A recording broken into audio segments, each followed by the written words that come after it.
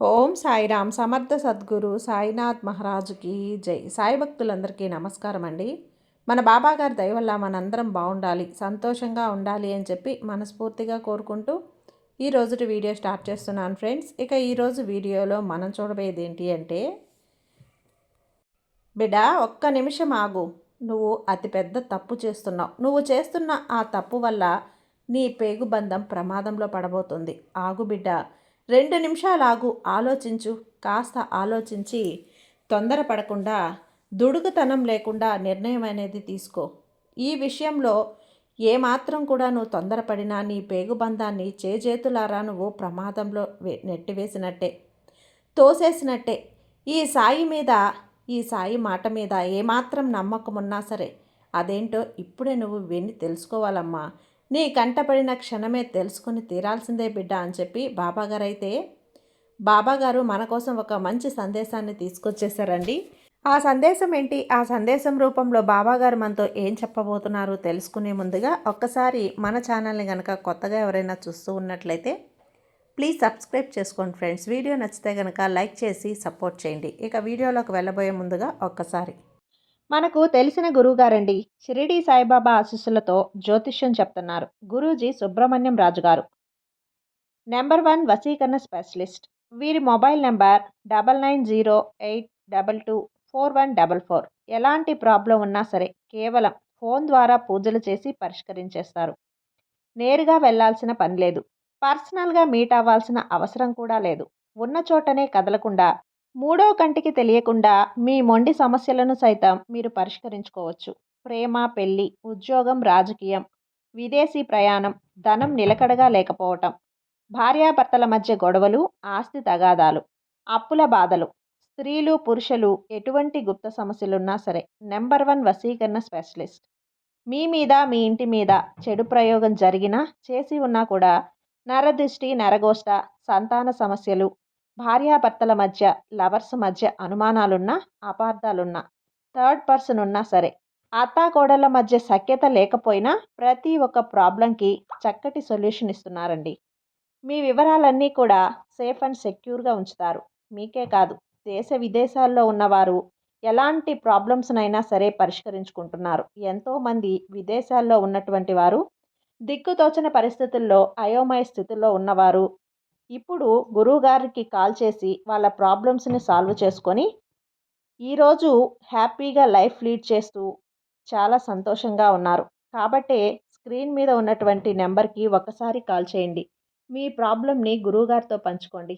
ఖచ్చితంగా గురువుగారు మీ ప్రాబ్లంకి సొల్యూషన్ చూపిస్తారు. ఇక వీడియోలోకి వచ్చేస్తే, బాబా నీ అనుగ్రహం కావాలి తండ్రి. ఇప్పుడు నేను ఏదైతే పని చేయాలి అని మొదలుపెట్టానో దానికి నీ సహకారం, నీ ఆశీర్వాదం కావాలి తండ్రి. నీ అనుమతి, నీ ఆశీర్వాదాలు ఉంటేనే ఆ పని అన్నది అనుకూలంగా అనుకున్న సమయానికి పూర్తి చేయగలుగుతాను. ఎందుకంటే ఈ పని కోసం, ఈ కార్యం కోసం ఎంతో కాలంగా నేను కలలు కంటూ బ్రతుకుతున్నాను తండ్రి. అలా కలలు కన్నా ఆ కార్యక్రమం ఏ ఇబ్బంది లేకుండా, ఏ ఆటంకాలు లేకుండా, ఏవి లేకుండా అన్నీ అనుకున్నవి అనుకున్నట్లుగా జరిగిపోయేలా ఆశీర్వదించు తండ్రి అంటూ అడుగుతున్నావు కదా తల్లి. అంతేకాదు బాబా, ఈ కార్యక్రమం ఏదైతే ఉందో అది జరిగిపోయేదాకా కూడా నీ ఆశీర్వాదం ఏదైతే ఉందో అది నాకు కావాలి అని చెప్పి నన్ను అడుగుతున్నావు కదా తల్లి. అయితే ఆ కార్యక్రమం ఏంటి అంటే, నా బిడ్డ పెళ్ళి. నా బిడ్డ పెళ్ళి తల్లి. ఒక మంచి సంబంధం, డబ్బున్న సంబంధం, మేము ఎంతో కాలంగా ఎదురు చూస్తున్న సంబంధం, ఏరి కోరి తెచ్చుకున్న సంబంధం. బాబా, ఇదే నా బిడ్డకి పెళ్ళి. ఏ ఆటంకాలు అడ్డంకులు ఎదురవ్వనీయకుండా అంతా నువ్వే చూసుకోవాలి. నీ ఆశీర్వాదం కూడా నా బిడ్డ మీద ఉండాలి తండ్రి. ఆ ఆశీర్వాదం కూడా పెళ్ళి తర్వాత కూడా నా బిడ్డ జీవితం అంతా చక్కగా ఉండేటట్లు నా బిడ్డను ప్రతి క్షణం నువ్వే కనిపెట్టుకుని ఉండాలి. దాని కష్ట సుఖాలన్నీ కూడా నువ్వే చూడాలి తండ్రి. ఆ బాధ్యత అంతా కూడా నీకే అప్పగిస్తున్నాను. పూర్తిగా భారమంతా నీ మీదే వేస్తున్నాను. నా బిడ్డ పెళ్లి జరిపించే బాధ్యత నీదే సాయి. నా బిడ్డని చక్కగా సంతోషంగా ఉంచే బాధ్యత కూడా నీదే అంటూ ఈ బాధ్యతలన్నీ, నీ భారాన్ని మొత్తం నా మీద వేశావు కదా. చాలా సంతోషం బిడ్డ. నీ బిడ్డ పెళ్లి జరుగుతుంటే ఈ సాయికి చాలా ఆనందంగా ఉంది. సాయి మనసు ఎంతో సంతోషంతో ఉప్పొంగిపోతుంది. నా బిడ్డ తన బిడ్డ పెళ్ళిని చూసుకోబోతుంది. ఆ బిడ్డ జీవితం ఎంత గొప్పగా ఉండాలని ఊహించుకుంటుందో, కలలు కంటుందో, ఆనందపడుతుందో అన్న ఆనందాన్ని చూసి నాకు చాలా ఆనందంగా ఉంది. కానీ బిడ్డ, ఒక్కసారి ఆలోచించావా? 1కి 10 సార్లు ఆలోచించావా?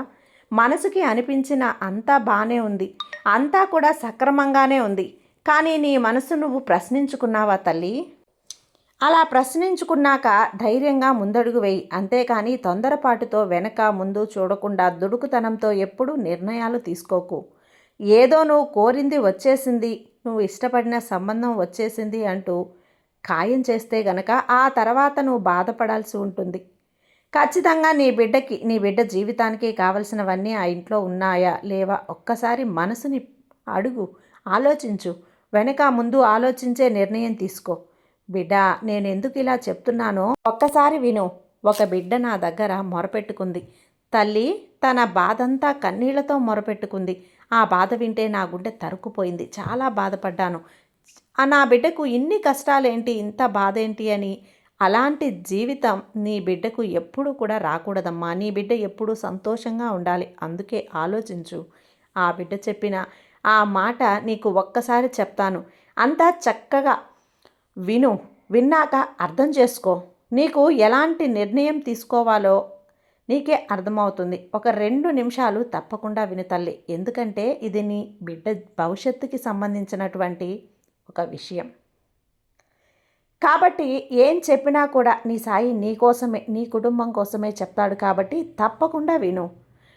ప్రతి ఆడపిల్లకి కూడా అత్తారిల్లు అనేది ఒక అద్భుతం. కానీ అదే అత్తారింట్లో మొగుడు అక్కడే మంచోడు, ఇంకెవరో మంచోళ్ళు కానప్పుడు ఆ వివాహం చేసినప్పుడు ఆడపిల్ల పడే బాధ ఎలా ఉంటుందో అనుభవించిన వాళ్ళకు మాత్రమే అర్థమవుతుంది.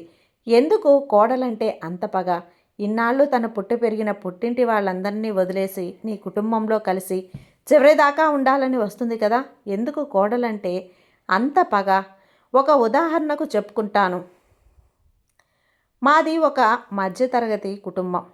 పెళ్ళి కొడుకు వాళ్ళు మనకంటే పర్వాలేదు, బాగా డబ్బున్న వాళ్ళు, ధనవంతులు, ఆస్తిపరులు అని చెప్పేసి మా వాళ్ళు డబ్బున్న సంబంధం రాగానే ఎంతో ఆనందం పడిపోయారు. ఏదైనా చేసి ఏదైనా అమ్మేసి ఈ సంబంధం కుదిరించి ఈ బిడ్డను పంపిస్తే అక్కడ బిడ్డ సంతోషంగా ఉంటుంది, సుఖంగా ఉంటుంది అని వాళ్ళు చాలా వాళ్ళ దగ్గర వీళ్ళ దగ్గర డబ్బులు లేకపోయినా దండి అప్పులు తెచ్చి ఎన్నో కష్టాలు పడి ఇల్లు తాకట్టు పెట్టి మరీ కట్నం ఇచ్చి పెళ్లి చేశారు. కానీ ఆ ఇంటికి వెళ్ళిన దగ్గర నుంచి కూడా అక్కడ నా పరిస్థితి వేరేలా ఉంది.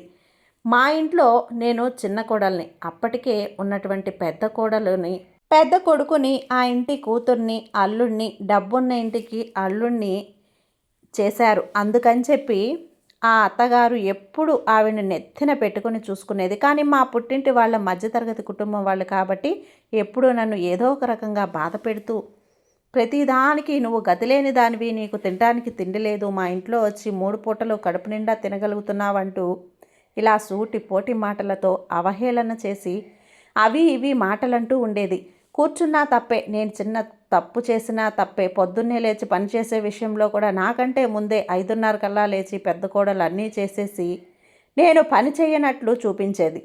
పొద్దున 5:30కే లేచి అన్ని పనులు చేసేసి నా మీద చాడీలు చెప్పేది. ఎందుకంటే నన్ను తక్కువ చేసి చూపిస్తే, నా మీద లేనిపోనివి చూపిస్తే, నాతో గొడవడ పడేలా చేస్తే ఉన్న ఆస్తులన్నీ వాళ్ళకే ఇచ్చేస్తారు అని చెప్పి తోడి కోడలంటే తోబుట్టుతో సమానం, తోడి కోడలతో కలిసి మెలిసి ఉండాలి, కష్ట సుఖాలు పంచుకోవాలి. అంతేకాని ఇలాగా ఉంటే ఎంత కష్టమో అనుభవించిన వాళ్ళకు మాత్రమే అర్థమవుతుంది. ఆఖరికి భోజనం చేసే విషయంలో కూడా వాళ్ళందరూ డైనింగ్ టేబుల్ మీద కూర్చొని తింటారు, నేను మాత్రం కింద కూర్చొని తినాలి. ఇది ఎక్కడ న్యాయం? ఎందుకంటే మా వాళ్ళు లేని వాళ్ళు, డబ్బు లేని వాళ్ళు. అందుకని చెప్పి నేను కూడా ఒక ఇంటి నుండి వచ్చిన అమ్మాయినే కదా, నేను తనులా ఒకేలా అని అనుకుంటే తోడి కోడలు ఇలా చేసేది కాదేమో కదా. ఎందుకంత స్వార్థం? ఒక ఇంటి నుంచి వచ్చిన తోడి కోడలుగా కలిసి ఉండాల్సిన మనలో మనకి ఐకమత్యం లేకపోతే అత్తలు ఇబ్బంది పెట్టడంలో, టార్చర్ పెట్టడంలో తప్పే ఉంది. కనీసం భోజనం కూడా డైనింగ్ టేబుల్ మీద కూర్చొని తినలేకపోవటం అంటే ఆ ఇంట్లో ఎంత టార్చర్, ఏ రకంగా ఉంటుందో మీకే అర్థం అవ్వాలి. మీరే అర్థం చేసుకోండి. ఒక్కసారి మొదట్లో అనుకుంటా పెళ్ళైన మొదట్లో డైనింగ్ టేబుల్ మీద కూర్చొని తింటూ ఉంటే నాకు తెలియదు కదా. ఎక్కడ కూర్చోవాలో ఏంటో అని చెప్పి కూడా నా వల్ల అవ్వదు. నా స్వతంత్రంగా నా భర్త ఇల్లు, నా అత్తారిల్లే అంటూ నేను డైనింగ్ టేబుల్ మీద కూర్చొని తింటున్నాను. మా అత్తగారు నాకు వేలు పట్టి మరీ చూపించి లేపి కింద కూర్చొని తినమంది. ప్రతి దానికి నీకు ఇది రాదా, అది రాదా, ఇంకేం నేర్పించి పంపించారు మీ అమ్మవాళ్ళు అంటూ ప్రతి దానికి దెప్పి పొడుపులు. వాళ్ళ దరిద్రాన్ని వదిలించుకొని మాకంటగట్టారు. ఇట్లాంటి మాటలు మాట్లాడుతూ ఉండేది. ఎన్ని మాటలన్నా మౌనంగా నిలబడేదాన్ని, కన్నీళ్లతో నిలబడేదాన్ని. కన్నీళ్లు మింగేసుకొని దానింట్లో అత్తారింట్లో మొదట్లో ఇలాగే ఉంటుందేమో అనుకున్నాను. మా అత్తగారు నన్ను మాటలు అంటుంటే పెద్ద కోడలు నోరంతా పళ్ళు వేసుకొని అలాగే నవ్వుతూ ఆ విధంగా చూస్తూ ఉండే. తన మీద ప్రేమ పెరగాలని అంత గొడవలో కూడా పళ్ళు కోసి మా అత్తగారికి అందించేది. అంటే అక్కడ మీరే అర్థం చేసుకోండి మా ఇంట్లో టార్చర్ ఎలా ఉంటుంది అనేది. ఇలా చాలా బాధపడేదాన్ని. నా భర్తకు ఒక మాట చెప్పినా కూడా వినిపించుకునేవాడు కాదు. ఎందుకంటే భయం, వాళ్ళంటే భయం, అమ్మా నాన్నలంటే భయం.